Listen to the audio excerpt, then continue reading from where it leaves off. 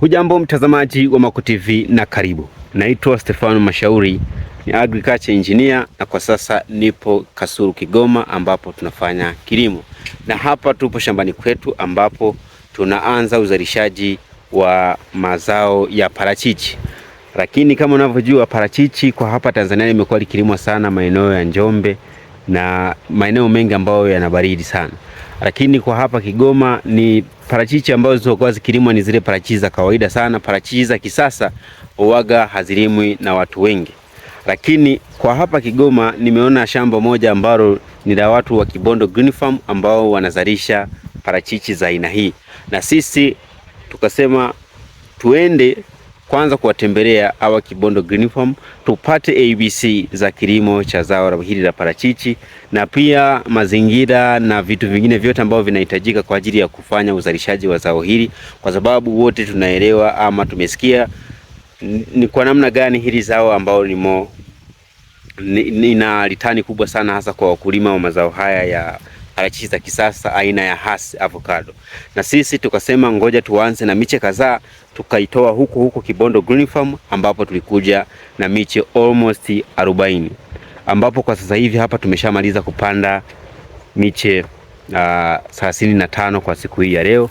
Lakini shamba letu hili hapa kama unavyoona ni shamba la bondeni, kwa hiyo maeneo mengi sana mashimo ambayo tumechimba tumekutana na maji mengi sana. That's why kama unavyoona hapa niliposimama ni eneo la mlimani, ambapo kwa maeneo haya hapa maji sio mengi sana na ni machache kwa kiwango fulani, kwa hayawezi yakaathiri kwa kiwango fulani mazao yetu haya au miche hii ya parachichi ambayo tumeipanda kwa hapa shambani kwetu. So ukiangalia kwa maeneo ya kule chini pote kule tuna mashimo tu ambayo tumeyachimba, lakini kuna maji mengi sana ambayo yanatokea huko katikati ambapo hatutangeweza kuweka miche yetu ya parachichi. Lakini kwa sababu shamba letu hili hapa ni kubwa na kuna eneo kubwa sana ambalo bado lipo hili sehemu ambao bado hapajalimwa na halijatayarishwa hili shamba, kwa hiyo na ni mlimani hapa. So tuna kama miche yetu hii ama zao hili litafanya vizuri hapa, bado tuna room ya kuexpand. Kuna zaidi ya heka 3 mpaka 4 kupanda kwa huko juu. Kwa hiyo kama tukifanikiwa na zao hili letu likafanya vizuri hapa, bado tuna nafasi ya kuexpand. Na faida nyingine ya eneo hili hapa ni kwamba hapo kuna chanzo cha maji, kuna mto, na parachichi hili linahitaji kumwagiliwa kwa jinsi tulivyopewa maelekezo.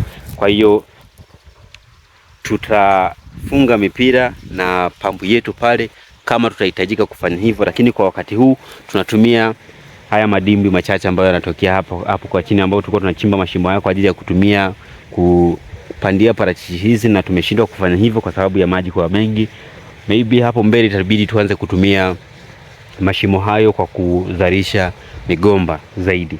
Na pia kwa mujibu wa hapa Kibondo Green Farm ni kwamba nafasi kati ya mche na mche inabidi tuache mita 7, yani 7 kwa 7. Kwa hiyo tutengeneze square ambao ni 7 7 7, kutoka mche na mche mita 7, kutoka mstari mmoja kwenda mstari mwingine mita 7. Na sisi tumefanya hivyo. Na pia size ya shimo hili ambao tumepanda hapa maana yake kwenda chini iwe futi 3, upana futi 3 na urefu futi 3.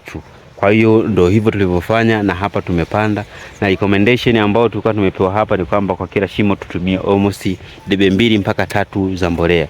But kwa challenge ambao tumepatikana nayo hapa tulikuwa tujajiandaa vizuri kwa ajili ya kupata mbolea hizo za samadi. Kwa hiyo sisi tumetumia debe 1.5 kwa kila shimo hapa, lakini ndio maana ukiona miche yetu jinsi ilivyo hatujajaza mpaka juu. Tunasubiri room ya kuanza, tukipata mbolea nyingine tena tuje kuongezea kwenye mashimo yetu haya. That's why, kwa sababu kwa mbolea ambayo tunayo sisi hatujashauriwa kuitumia hapo mbolea ya nguruwe.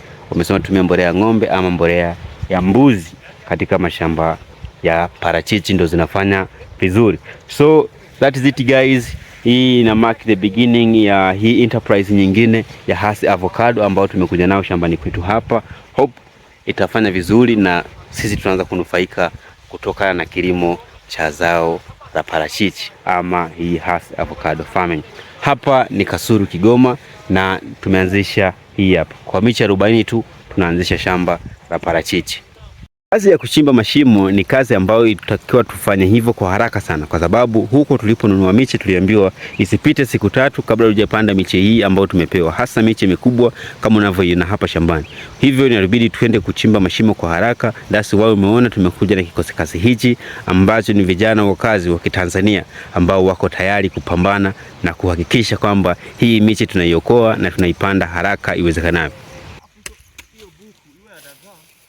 Matumizi mengine